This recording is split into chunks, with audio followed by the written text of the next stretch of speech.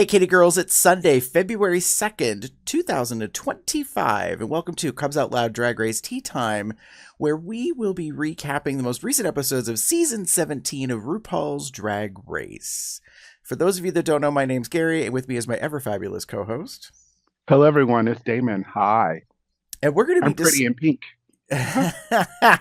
Yes, you are, darling. Yes, you are. We're going to be discussing episodes 4 and 5. Bitch, I'm a drag queen and RDR live.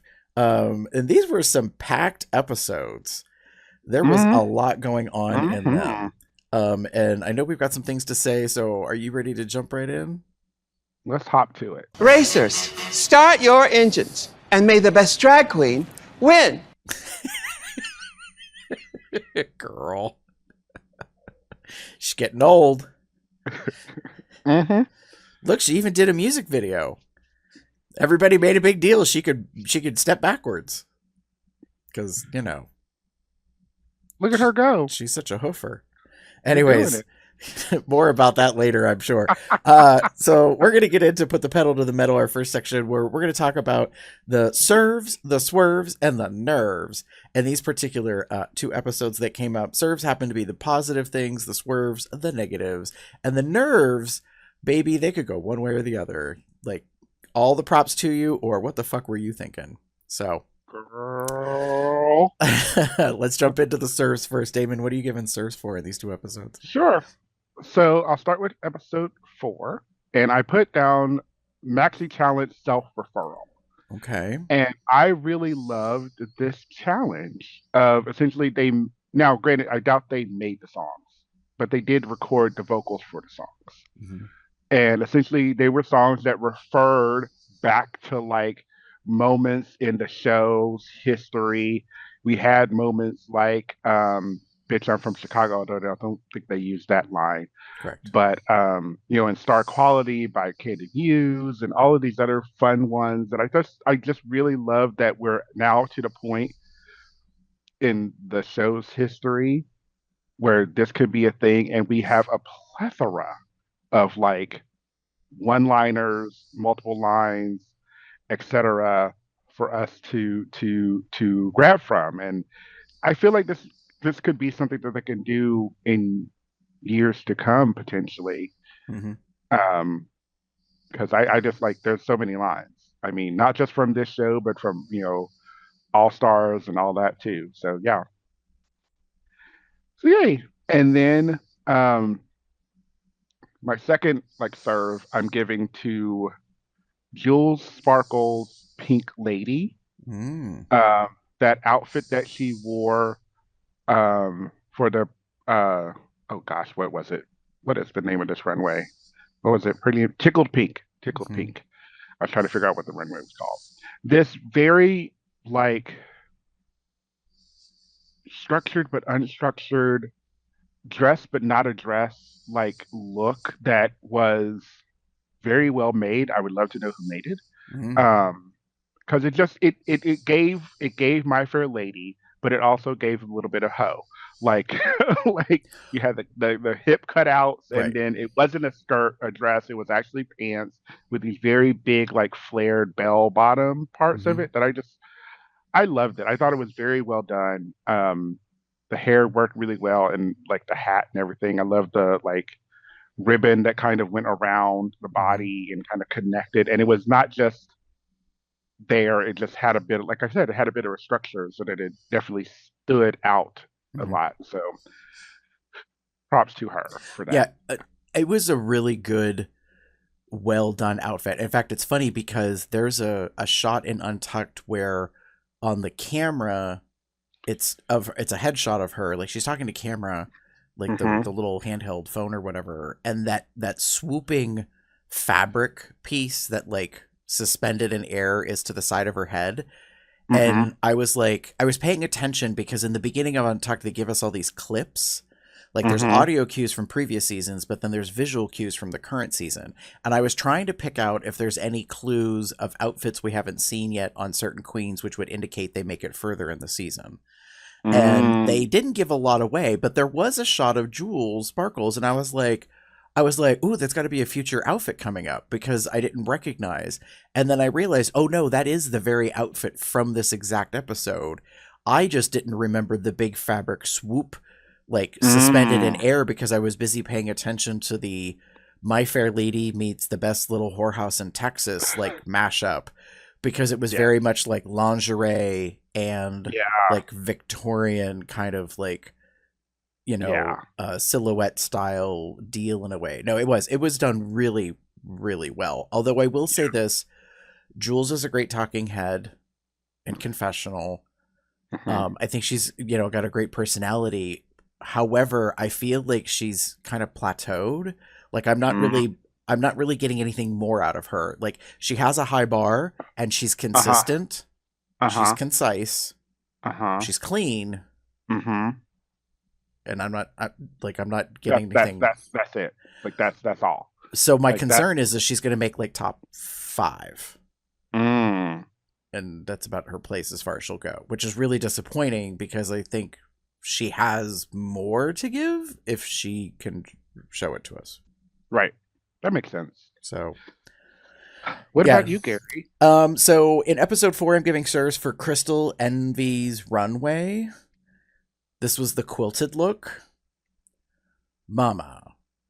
Yeah. This was Mattel Barbie, and I don't know what the year is, so please forgive. The holiday, you remember that one? It was this big gold gown deal. Yeah. Like, she came out, she didn't have to do what she did, but she did. She did not have to do the reveal. Like, the coat in and of itself was a whole event. Right. With the hair, with like the seashell style scalloped like flare behind the head. Like I was like, okay, bitch. Like it is obvious. Like you / team have talent. Like picked, an amazing silhouette and look, and then she does the reveal and she has this red getup on with all the quilt ribbing. Like it was so well done, so well done. It and that was the thing. It didn't need the reveal, but the reveal was like up there. Like we've seen reveals, correct? Like we've seen reveals where we're just like, oh, that's nice. This was like, oh, right. Like that was that was great. I fucking love that. Yeah, it was one of those things. If you saw Tudor Boot with Raja and Raven, Raja was gonna shoot it and then she wasn't, and then she was, and then like she decided not to, but she was really super impressed. I wish she had shooted it. I really do. I think it was deserving of a shoot. I know she loved Sam's, but like.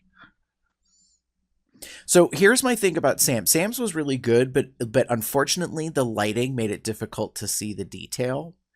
And I can't remember if it was Bussy or Raven made a comment about how they wish they had used a opposite thread, like a white thread or something, to show all the stitching, quote unquote, of the quilting to make it pop, because it wasn't really there. And this is one of the things we know that happens in a traditional like regular season versus All Stars, is that the queens start to figure out like what camera lighting does versus like your in-home studio, or your phone camera or whatever it does. Like it's a very different kind of thing, and that's why they talk so much about like Black Velvet just sucks everything up and like it's difficult. Like we love, like I was like, everyone was living for Lexi's look, and it wasn't until like the 3rd or 4th viewing of it that I'm like, okay, like I get it now. I didn't so much the first time.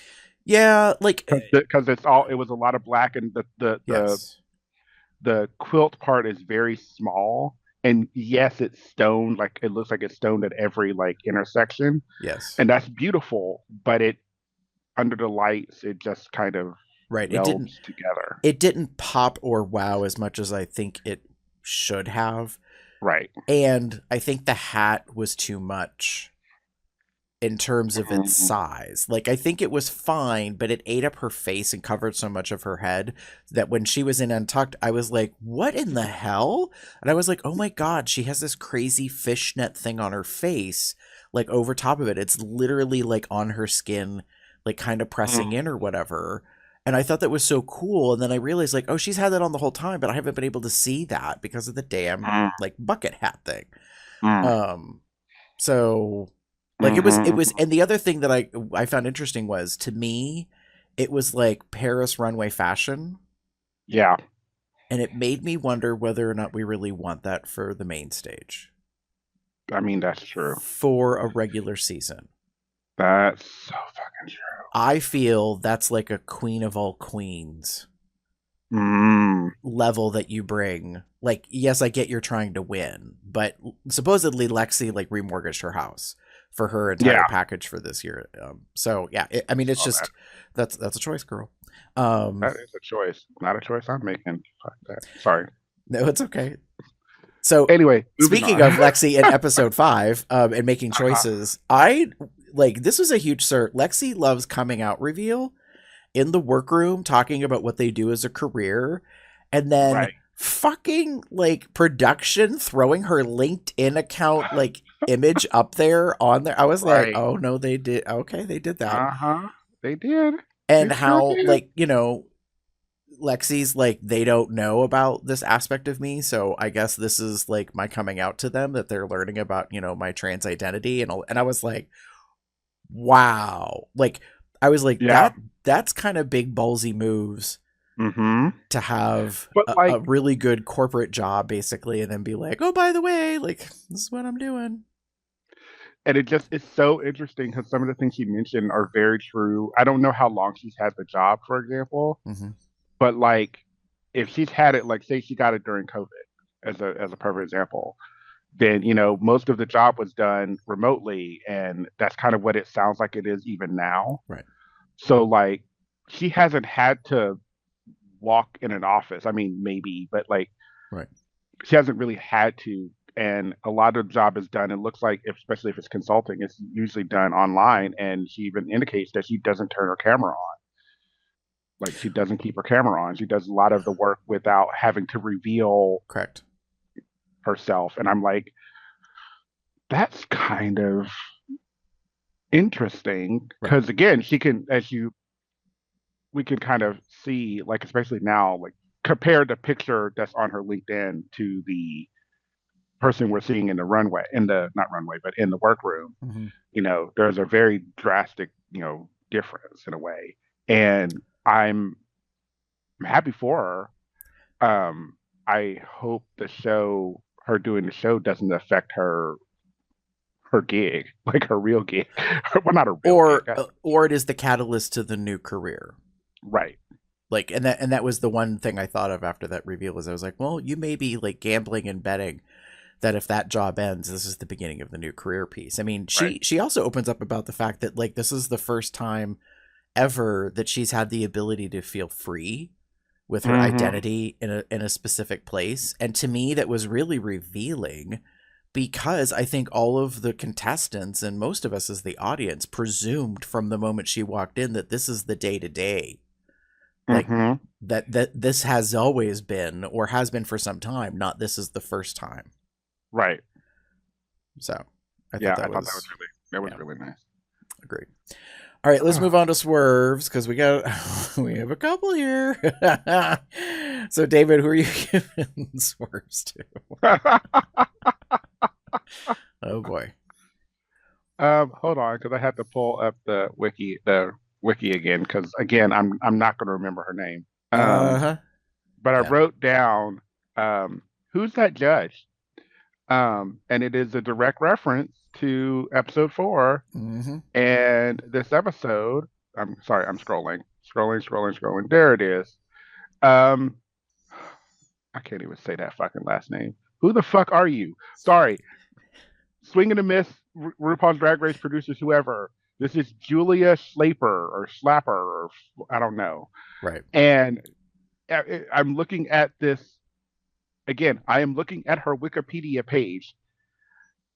There are 5 credits. 1, 2, 3, 4, 5. 5 credits. And 2 films. Sorry. 5 television, 2 films. Who the fuck is this? Do we know any of these credits, these films? No.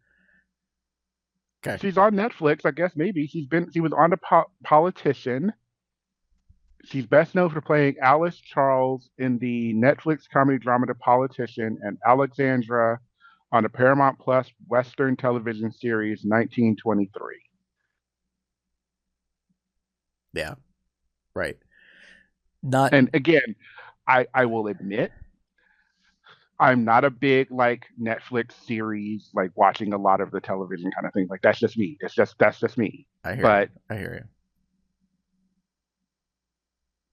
like No, I know. and I know. and I mean it technically also goes for episode 5 too because I didn't know who that guy was either. But Oh, see, uh, I knew him because I've been every time I come down to in your neighborhood, I'm catching up and watching Hacks, ah, which honestly is a really goddamn good show, nice. and he has an amazing role in it. Okay. So him I knew of ahead of time, but I went into the kitchen when they announced, like, at the very beginning of the episode. It was playing on the television. They said who the guest judge was, and I didn't know the name. So again, I'm in the kitchen and I'm like, who the fuck?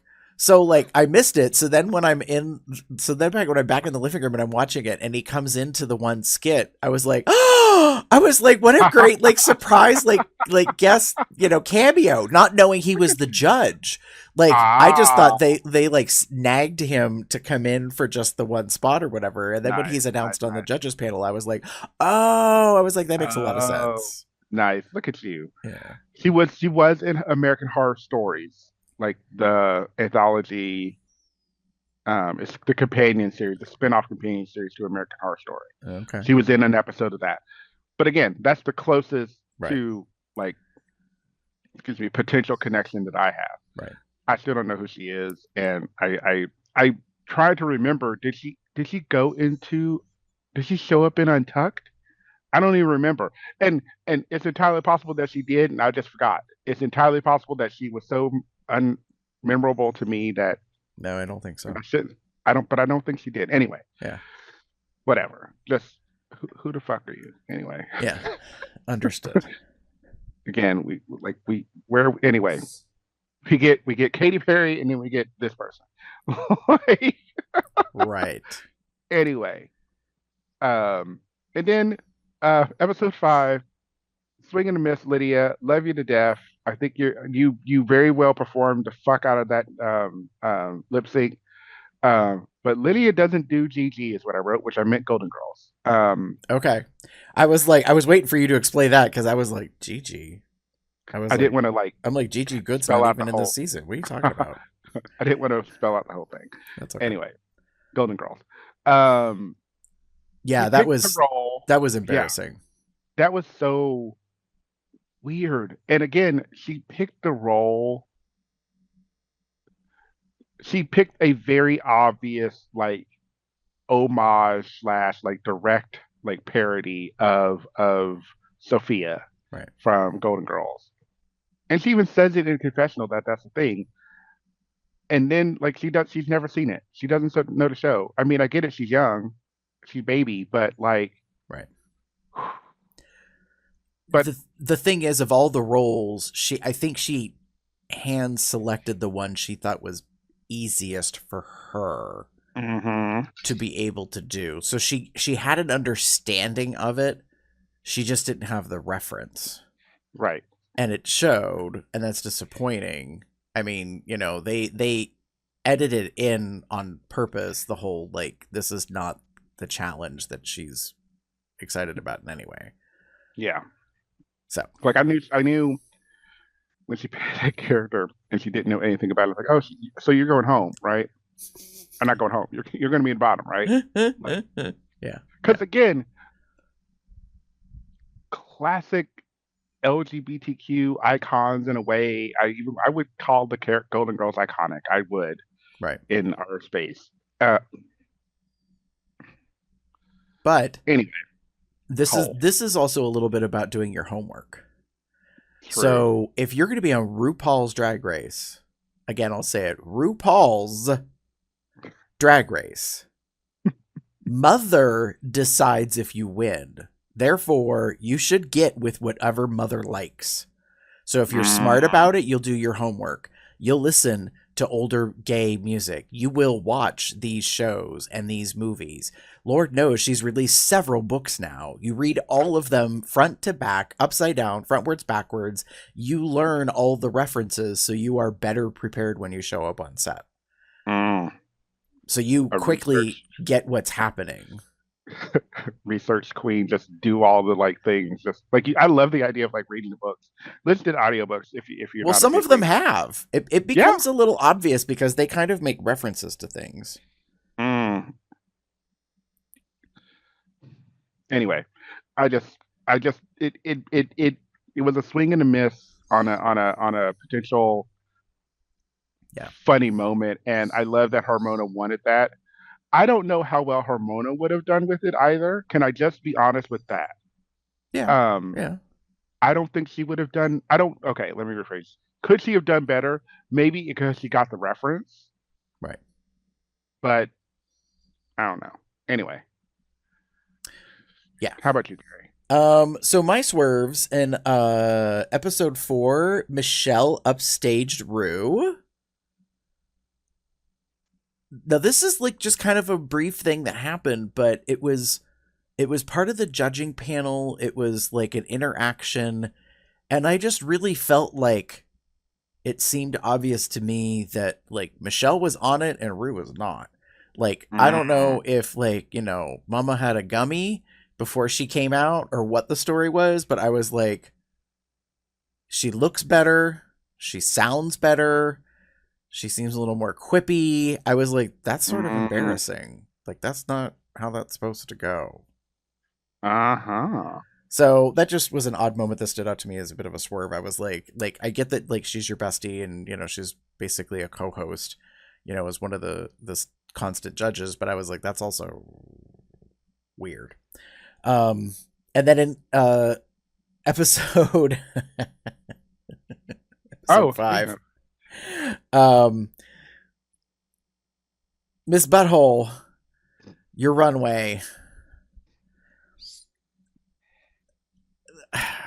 I have these messed up feelings about it. I did not know what to make. Like the moment she came out, I was like, oh my God, is that? Oh, yep. Yes, it is. Yes, it is. That's penis. Penis on the runway. That is not phallic-like. That is not homage. That is not honoring. That is flat out.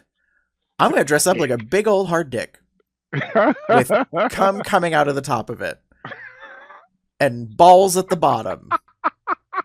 They may be fuzzy, but they're technically shaven.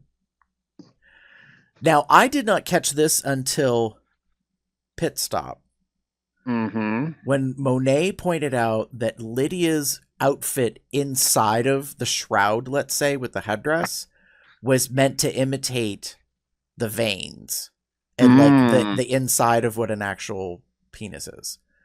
And then when I saw her in the lip sync, it came together. No pun intended. Like it actually fell into place, and I was like, oh, wow. Like, this is really kind of out there, yet interesting. And it was so weird to me because it was kind of like classy drag, but also artsy and like body. So I just, I don't know. We've never seen it before. But for me, I was like,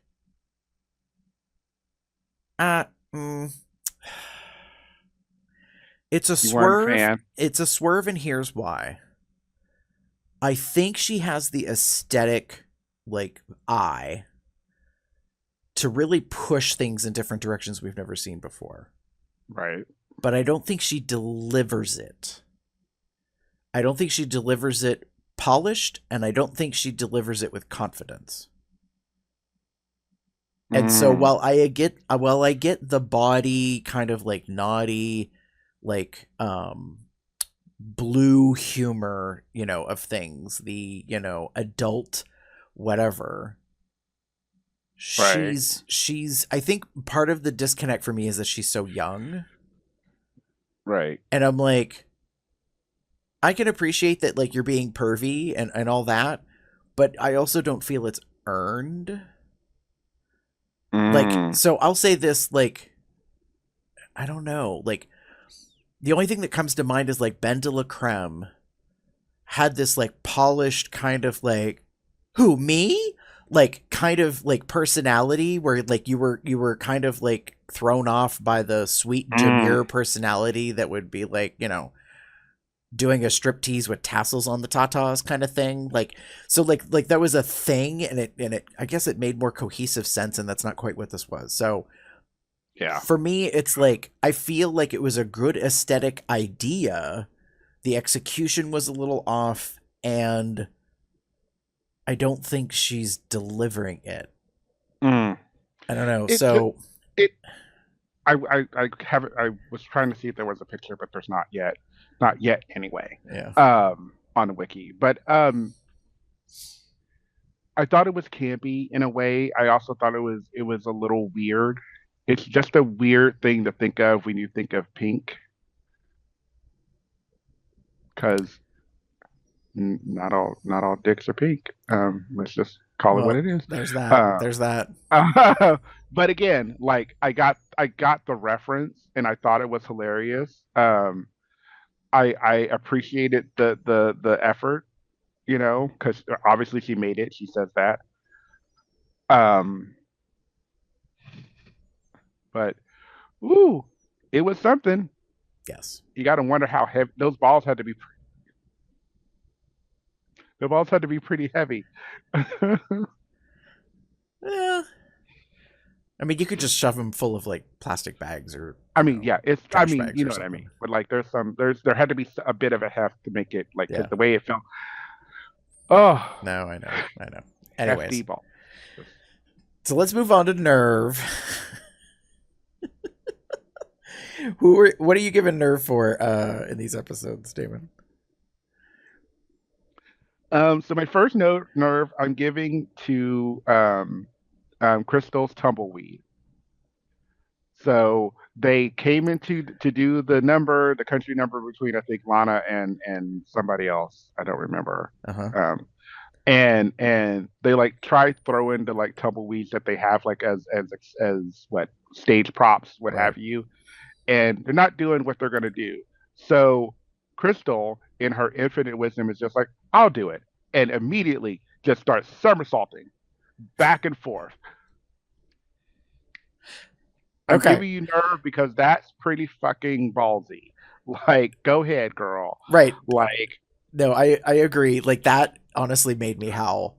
Like, and yes, my favorite part is she's like, I think she said she thought she was only going to do it a couple of times, and then she just uh-huh, had to keep doing it again and again uh-huh. and again. And I was like, are we going to reveal that they needed a medic and that she hurt herself? Like what's Right, you know right, what's right, going on right. here? It was something. It was something else. It just was really, really good. Now I will say Um, this before you move on. I was annoyed with the queens because they were like trying to throw the tumbleweed, and I was like, have none of you ever played sports? Ever an ounce in your god blessed faggot lives? Like, who throws a tumbleweed underhand? Like, and expects it to roll? That's not how that works. It's like bocce, bowling, something. Like, I was so befuddled by watching that clip, and they were like, "Oh, it's not gonna roll," and I'm like, "You're not even rolling it! Like, this doesn't make any sense." And if it's real tumbleweed, yes, it takes a hell of a lot of effort and probably a fan, like on the ground level to blow it actually. So mhm. that's why when Crystal spoke up, I was like, okay, girl. And then then it was a sight gag and it was funny. So yes, Uh-huh. Loved yes. it, loved it. Oh, and then Nerve, Arietti Spiral, in episode 5. I have thoughts and opinions. I think we're going to talk about this a little later. No, we're not. Well, maybe we are. Anyway, um, girl, um, it takes a lot, I think, to like have that nerve to just call it out like it is and say what you say without like, yep. She pretty much without saying it, said "you're shit," and I don't understand why you're in the top or winning or whatever. Mm-hmm. Talking about Susie, she pretty much called her shit. She didn't say that word because that's a season like 2 or 3 word, like Right. Raven calling like Tatiana shit, like. Right. But she pretty much said it, and I was just like, I get that you're upset Right. and you're a little surprised to be in the bottom, and I get that maybe you feel how you would feel that you shouldn't have been in the bottom compared to some of the other girls. Mm-hmm. But the delusion was there. You were standing on that stage. You heard exactly what the judges said. Mm-hmm. So like I get that it doesn't make sense to you, Mm-hmm. but it's not for you to get. If she wants to win, she needs to get it. I mean, she does need to get it. Like, I mean, don't get it wrong. Like, she needs to fucking get it. But like, in that moment, like, there's a like, you need to calm down, girl. Like, Yeah. anyway, that being said, That's fair. Very fair. I will talk about this a little later. I just realized I'm looking Okay. at my snaps. Okay. But Gary. So like my nerve. Okay, episode 4. Now I know why you're laughing. Episode 4. My nerve. This goes to Miss Joella. The quilt pandering. The unmitigated gall to have someone airbrush Mother's portrait onto the back of your outfit for you to spin around, for everyone to just stare at this airbrush. Girl, that do take nerve. It takes nerve to pull out that piece of garbage that you wore and be like, I'm going to put RuPaul on that. Well, now, there is something to be recognized. According to Joella, the designer did not deliver until the very last minute and not give her what she wanted. This is what she had, so she felt she had to go with it. That being said, it was a choice. It was garbage. And so I'm just like, yeah, it was something. I mean, it kind of matched Joella's like nerve. Ego? Yes. That she just was like, this is what I'm doing, and it's fabulous. Holding up the thing. And yeah. Like I was it Monet or was it Raja or somebody? I feel like someone saying it was so bad it was good, or maybe it was Monet. And I just want to say no, no. Yeah. That's up there for me with like Lala Ree's bags and Selena Estitty's like streetlight look. The street lamp. Like, yeah, just so just bad, garbage, terrible. It just like, no offense to her, but could you have made that fucking hole just like 2-3 inches bigger? I mean, that's what he said, but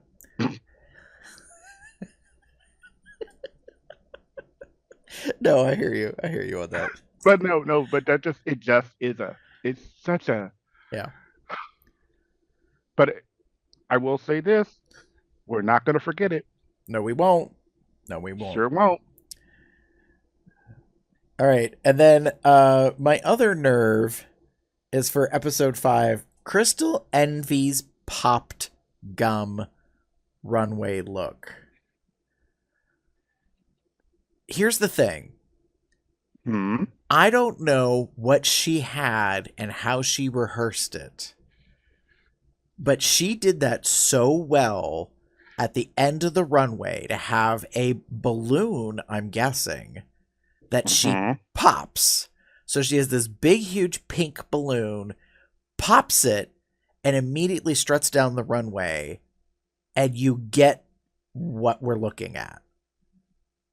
Right. And then she talks about how it's made, I think she said, out of silicone. Yeah. And so it's custom made.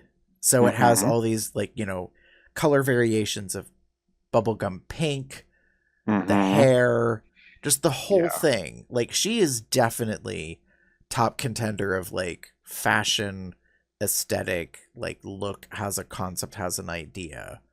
I dare say I think she's giving Sam Starr a run for her money. Because, absolutely. Because I think Sam is bringing pageant and Crystal is bringing like more than. Yeah. And I just thought that was pretty fucking amazing. And I was like, wow. Like, that is a thing. I will admit, once the balloon pops and you walk down the runway, there's not much else to it. I mean, true. But it's pretty stunty. Yeah. As far as that, you know. Yeah. And you kind of have to realize she had to pop the gum like at the back. Correct. Because otherwise she's holding the ball and you don't see her face. Or she probably can't really see. Like, because it was a big.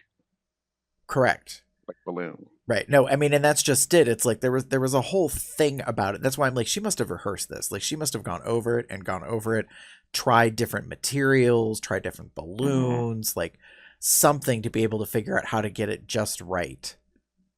Right. So that it would give you the emphasis the way you wanted it to look. So yes, I thought that like that do take some nerve. Like, I just so impressed. Yeah. With it was a good how that played out.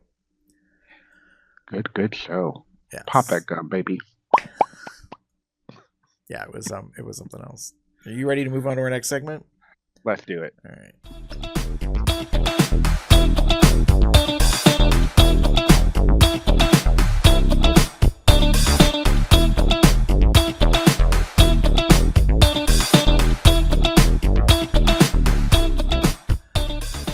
All right, Kitty. So here's the thing. We are on to snaps and eye rolls, aka the hits and misses. These are the highs and the lows of the particular episodes we're giving shout outs to, because we think they deserve the extra attention. So, Damon, what are you giving snaps for? Episode 5. Now that's an untucked. That is an untucked. I loved it. I was engaged. I was entertained. I was enjoying the moments. I was enjoying the levels. I love how, like, you kind of have the, like, Lana doesn't want to talk to people, doesn't want to say anything because she's going to cry because she feels so down and downtrodden.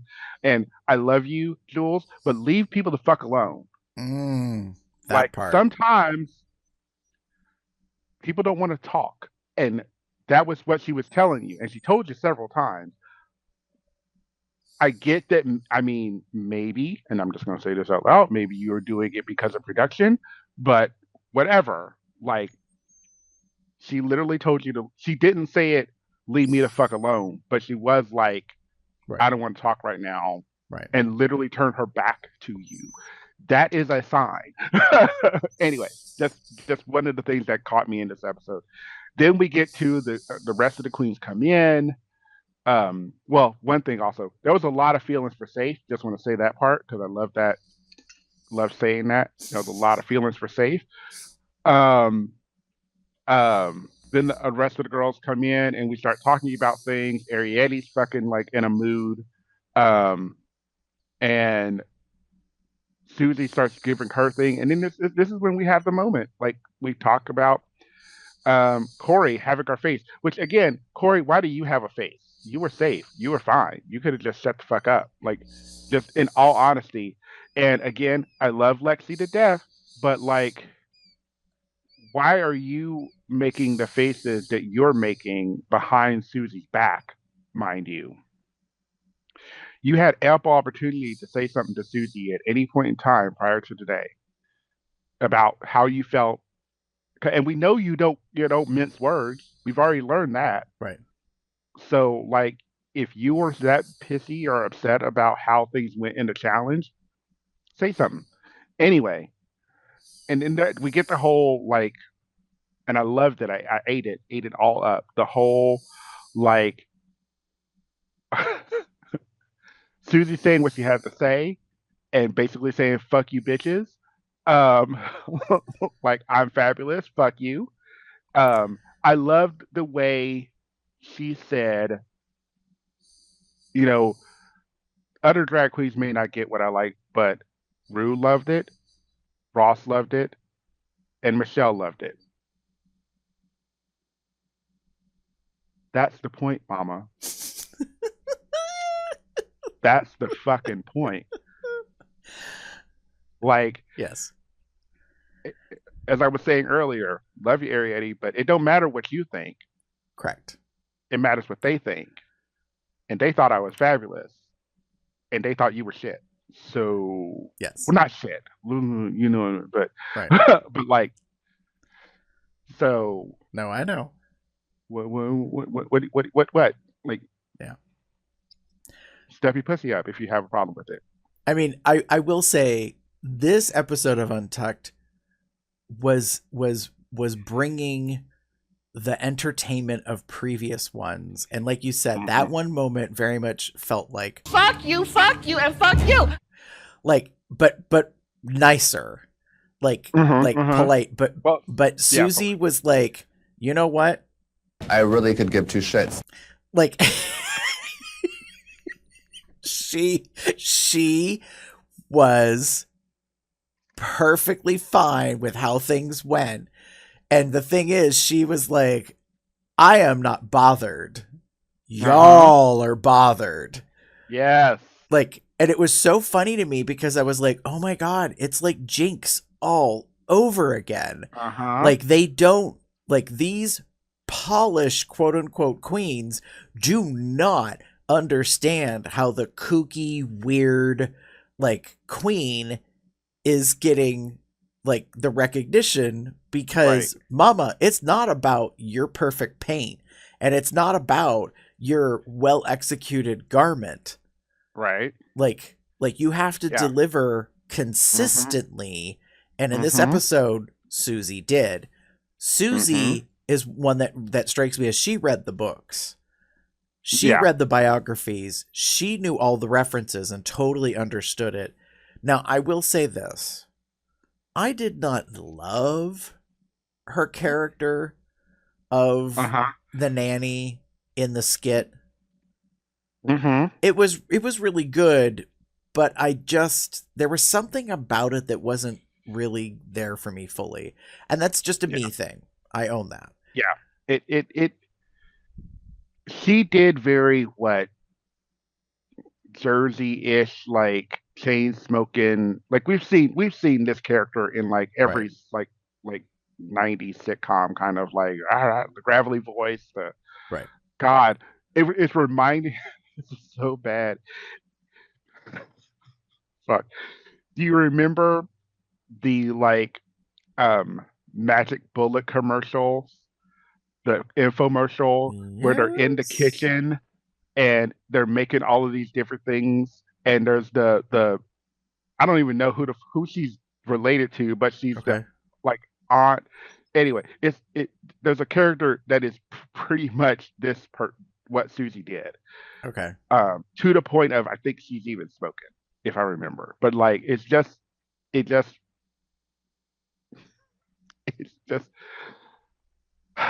it wasn't what I don't think.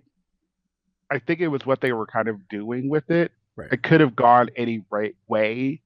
Like if you read just the lyrics, the script, listening to the words, what they were being said, it could have gone in either way. But again, it was choices that was made, and it was a good choice that worked in Susie's favor. Yes.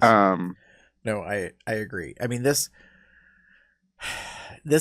Untucked was bringing so much energy in various ways. I mean, like, there's so many of these sound clips that we have that just like it was giving me, I've had it officially. and yet at the same time, Are you sure? like, I mean, there was this whole thing up to and including Mama, this is garbage. like, I mean, like, the girls were girling. I mean, they were just not having Susie Lana, possibly be the front runner. Like, you know, like Lana saying, like, what did she say?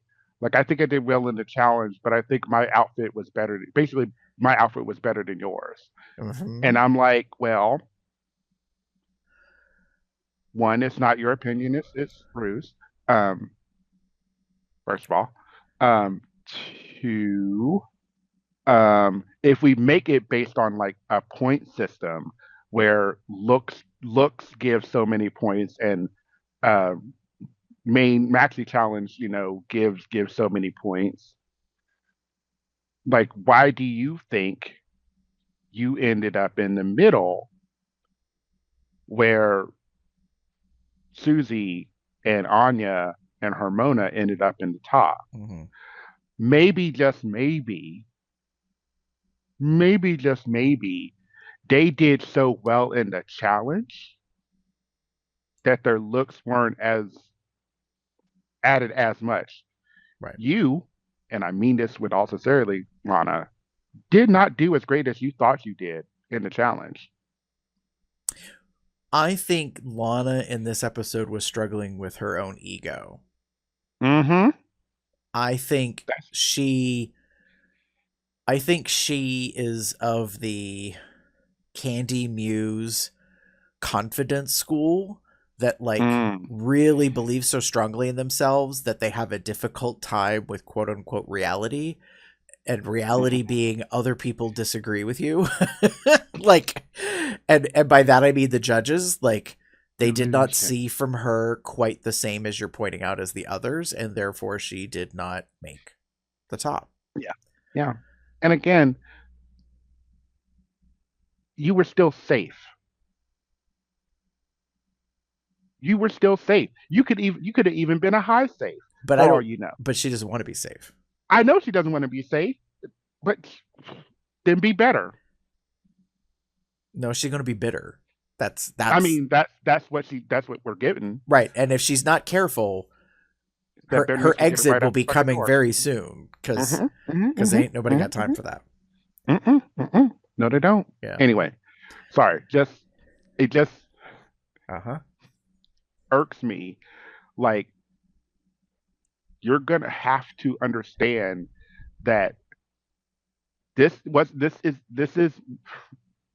is not RuPaul's fashion race. It has never been RuPaul's fashion race. Fashion has a part of it. Right. Fashion has a part of it. Looks have a part of it. Face has a part of it. Absolutely. If you hear Michelle talk about things like that, that's why. It does have something to do with it.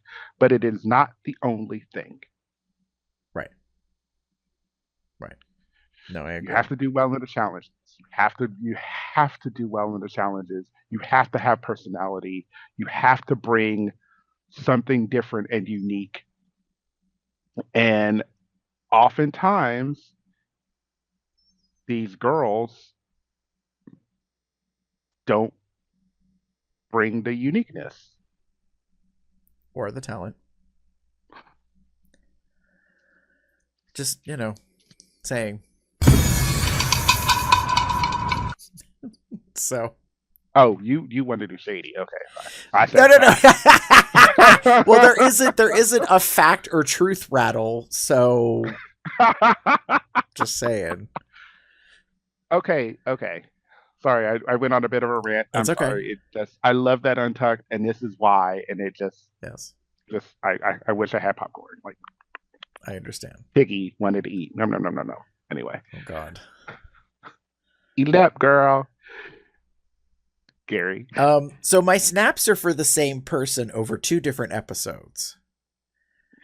Mhm. Mama, I'm telling you, Anya Nerve is the black horse of the race.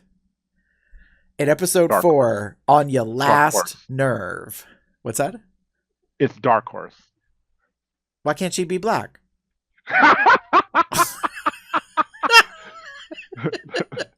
The phrase is black. Dark. I know, but I like saying she's a black horse. I like the Black Stallion as a child. Anyways. Yeah, Anyway, no, go like ahead. she's doing so well. Like, and I think she's Yeah. just being underestimated by these queens. Yes. She did so well in the Bitch I'm a Drag Queen like number, and everybody was like, what's she gonna do? And then I was like, oh, she's gonna mop the floor with you. That's what she's gonna do. She knew exactly what she was doing. And I was very proud of her runway presentation and that the judges recognized it, and loved that. And then in episode 5, I said, Anya ain't afraid. Like, she's just gonna do. And they were all like, oh, like, you gonna take, like, it was funny how that whole thing went down, and they were like, how she was surprised nobody else wanted what she was going for. And then, you know, there was this discussion about, you know, I guess a couple of queens were like, you know, is she gonna be able to do that? Like, she why would you go for like all the words? Like, why would you take the most amount of like scripted, the monologue and all this kind of stuff? And I think she was very much like, I don't give a shit. Like, Right. I'm just gonna do it because I know I can do it. Right. And she did it. Like that was the part where I was like, oh, okay, maybe they're editing it. Like, if she's, you know, this is the week she doesn't do so well because she just won, you know, or whatever. Right. And then she, you know, they do the opening skit. That was so weird to me. The edit of this episode for the RDR live was really strange to me. Like, like they did it kind of like SNL does, but I didn't catch that right away. And I was like, oh, we're just jumping straight in. All right, here we are. Like, and so they do the skit about the Neanderthal. And it was a little funny. I do agree that Anya was kind of delivering the best of all of them. Yep. Because one of them was really bad. We'll get back to that. And so, and then she's the host. Like, she's, you know, the MC. And she comes out and she really delivers. She looked pretty and she had energy. She got the jokes out, like, didn't seem to stumble or have any issues. And I was like, good on you, girl. You know, like, so yes, I definitely think she deserves the snaps because I think she's just doing it. And for some reason, I feel like at this point, the other queens are not paying attention and they're underestimating her, which is so strange to me. But also at the same time, I'm like, well, it also could be the edit. But you know. I agree with I am loving Anya. I've been enjoying what she's been doing. I'm loving her authenticness.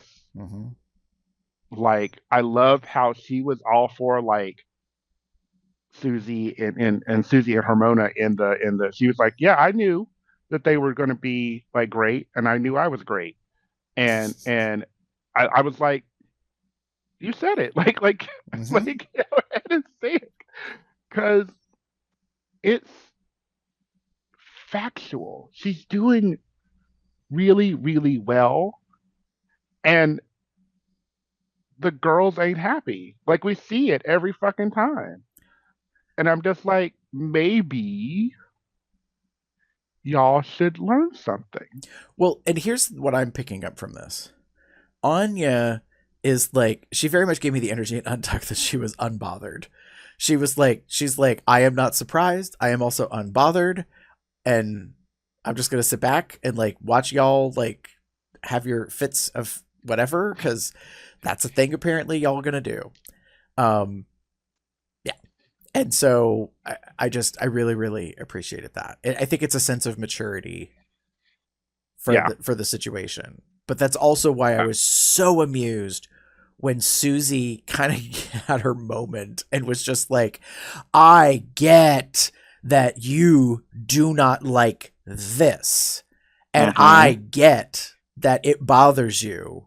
and I also recognize that the judges liked it and that bothers you. Like, it was so funny to me how she was just like breaking it down, and she was like, so you can hate this outfit all you want.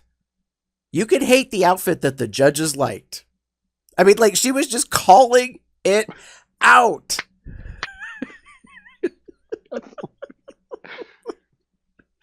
Oh, it was give me my fact fan. It was spitting facts and just it felt so good. Felt so good. Yes. Anyway, very much so. Yes.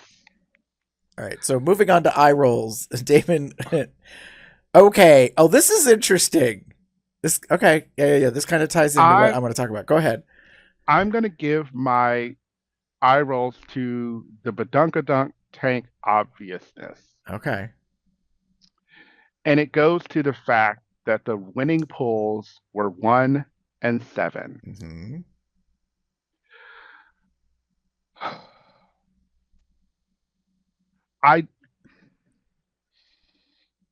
Because it's what? Season 17. Because what? It's Las Vegas. That's the sponsor. And Las Vegas has what? Slot machines. Right. Where you pull the arm and see if you're a winner. Like, all of that makes such perfect sense. That said, go on. It just it hurts my body that it was this obvious. I'm in pain because it's just like it was 1 and 7.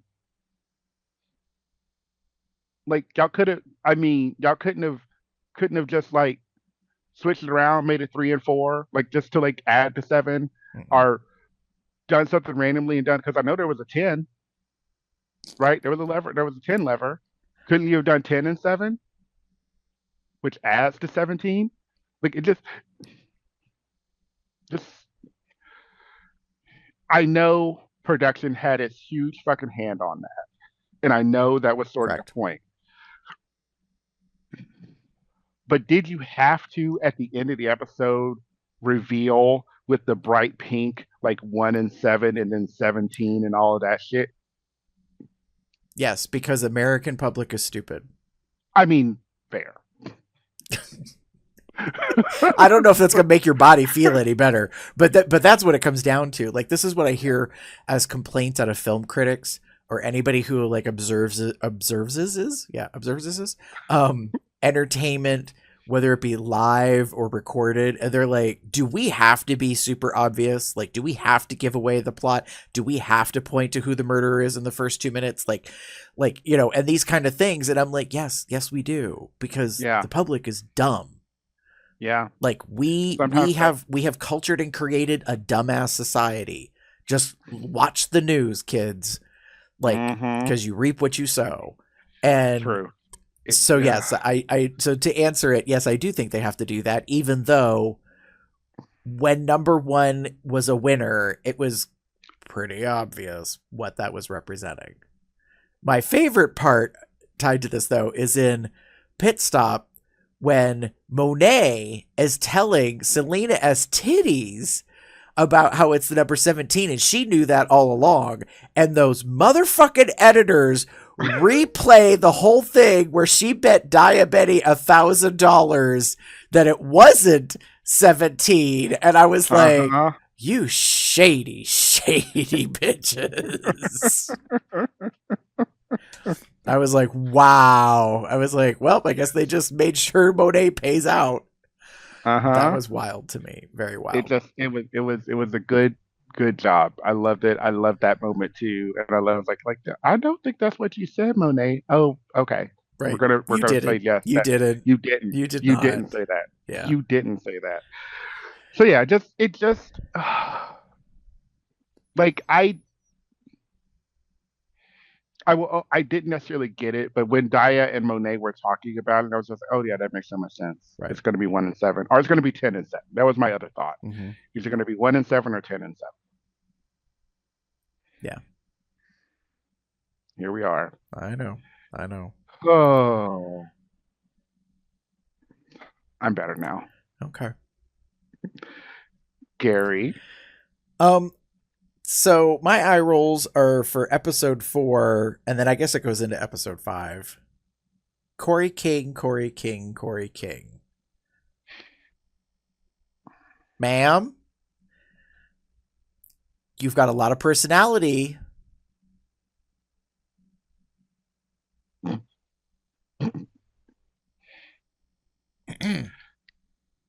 about it. That's my point. That's why I didn't really say anything else. I'm kind of starting to get embarrassed for her. And I'm getting embarrassed for playing Jane. Because that's her sister. Mm-hmm. And I'm like the opening skit, that was bad. That was so bad. Like, it was obvious she was reading a cue card and not really emoting or being in character. Mm-hmm. And it was so, like, rough, and it was such a, like, disparaging portrayal compared to what Arrietty was bringing, because Arrietty was mama. She was trying so hard for the Oscar. Like overdoing it in a way. And then it felt like Corey wasn't even trying. And I was like, what are we watching? It was so difficult and awkward. And then, she's just kind of like, the previous episode with the chicken thing, like, you took one moment, like, I think one brief judge's comment from that episode and made it into a whole thing, and nobody understood what you were doing. And it was awkward. And so I'm just like, girl, what's going on here? It was a choice. It's all been choices. Mm-hmm. Like, even the quilted thing where, like, all right, listen, I get that the titty bib thing is an issue, and they had to point it out. No, they didn't have to point it out. They chose to point it out. Mm-hmm. But the lumpiness of the quilt at the end of the train, like, there's a dead body. I don't know if it's a skunk, a raccoon, a possum. I don't know what's in there, but it looks like there's an animal stuffed into the end of that, and it's very lumpy and not very good looking. Yeah. I caught that without them commenting on it as judges. Like, it was just kind of weird. And so, like, there's a part of me that's like, you seem like a good time party gal, and that's about all I'm getting at the moment, and that's disconcerting. And I'm gonna be blunt when I say this. I'm not. I don't know who Corey King is. Yeah, I'm getting a lot of other queens. I'm getting a lot of, like, references. Like, no offense, you're looking like a Timu RuPaul, in some ways. I'm just gonna call it what it is. No, okay, that was a little harsh. That may be a little harsh. Budget RuPaul. We'll just say it like that. Yeah. But I have yet to get who you are. Mm-hmm. And it's reminding me of your sister in a way, where it's always your character and not you. Fair. And you're not doing a good job of it either. Yeah. That's fair. And again, like, I gave, like, some like, high praise to the show making references to itself, and that was kind of a really fun thing. It's great when the show, which is this bigger, broader thing, makes those references. When you, as a queen who is on the show after 17 seasons or on 17th season, are, I feel like, a mash of, like, different drag queens, and nothing really you. I don't know what to do. Right. You've given good, like, commentary here and there. and I get that you were like very unplussed about a lot of the stuff that happened before, but um, you in danger, girl. Like Hmm. you are in danger of like leaving soon Right. if nothing happens. Well, and that brings me to episode 5. Mm-hmm. No more saves. And here's why. The editors made a point of sticking in there Jules Sparkles talking about how there's no more saves when it comes to the levers in the Badonkadonk tank.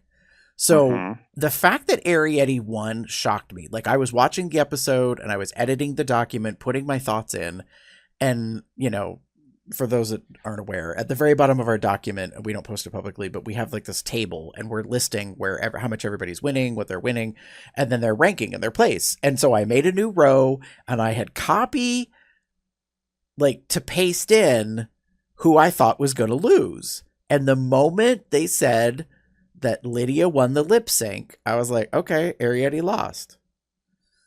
And they get to the lever part and I'm like, she ain't going to be saved. Because there's only one more save. And they're going to wait till later in the season. And then she pulled number 1 and she gets saved. And I was so confused. And it's not that I don't think Arietti doesn't deserve a second chance. It's that now what happens? And then Jules Sparkles says in confessional, like, you know, there's no more saves. And I think she's the one that was pissed that Arietti won in a way because she wanted her to get the save in the future or something. And I'm like, yeah, what is going to happen? Because now we've given away the wins, the save, so to speak. So in theory, the gag of the levers doesn't matter anymore. Unless they change the rules. Which the queens have been saying in the preseason, like, production, spin where they're promoting the season. They were talking about that there was several twists and turns that people aren't ready for. And I'm wondering if they're going to replace the slot lever Las Vegas badunkadunk tank with something else, or if they're going to announce that there's another magical unknown, like, first time revealed extra save. I don't know. It's so strange.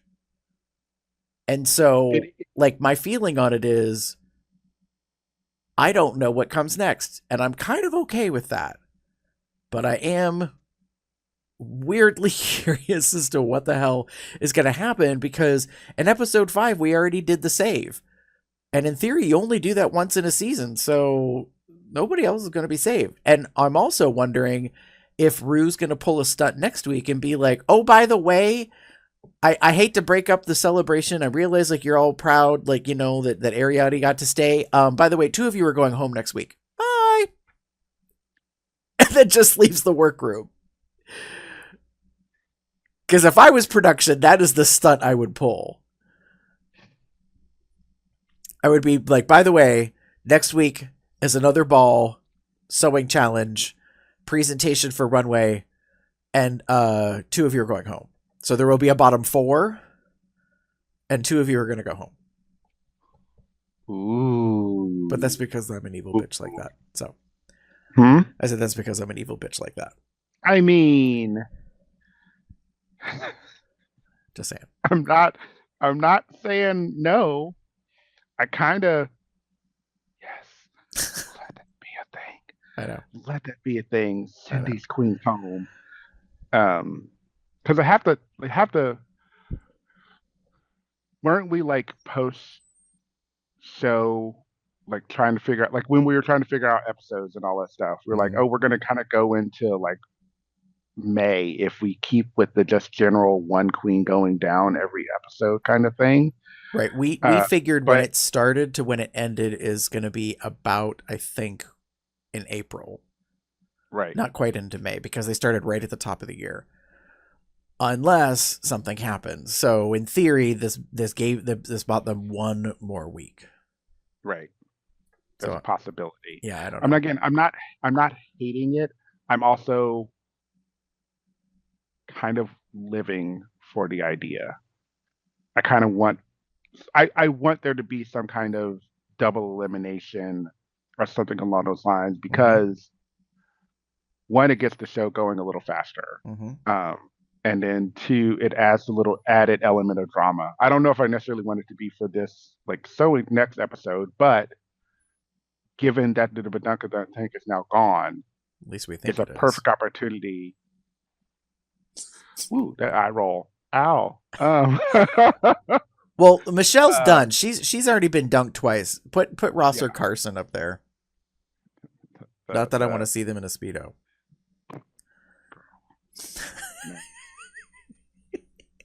No, I don't.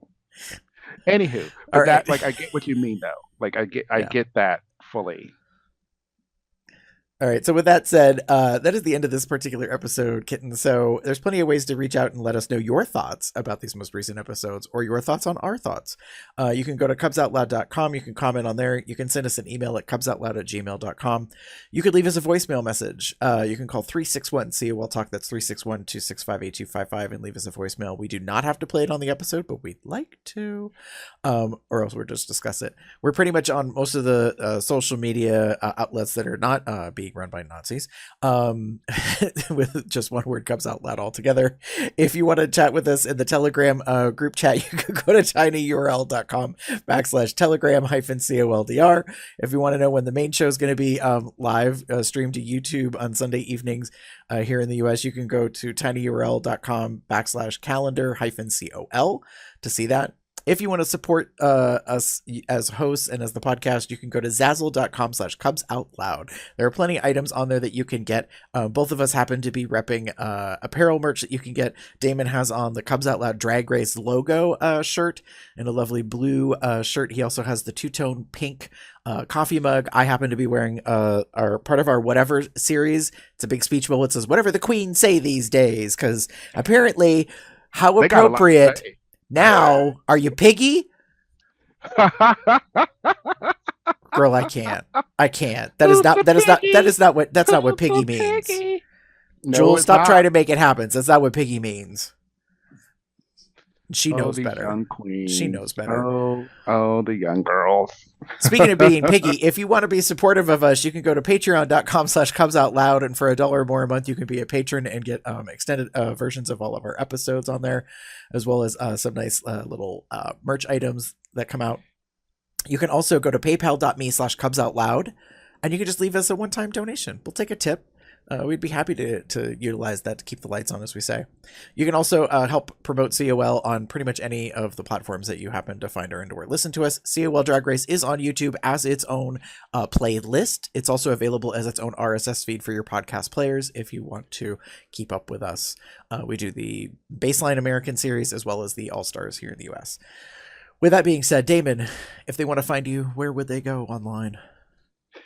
If you wish to get in touch with me, you can find me as Theater Cub 79. That's THEATRE79 on most related sites. And you can find me as pup_umber on that site over there. You know which one. Or you can find me at pup_umber79 on Blue Sky. Those are not safe for work.